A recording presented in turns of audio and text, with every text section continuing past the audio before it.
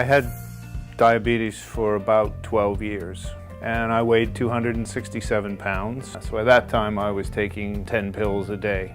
Type 2 diabetes is a big problem, largely because of modern day lifestyles, and that's largely down to what we're eating.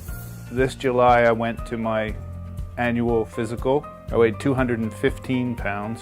I am on one blood pressure pill and that's it. You don't have to walk around with blood sugars that are very high and a disease that is rampant. You can actually move that in the other direction.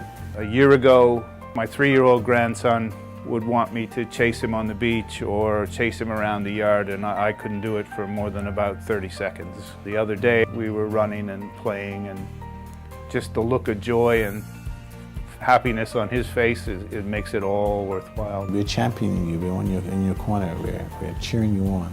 If you fall down, we pick you up and we dust you off and we get back on the path. We can do this.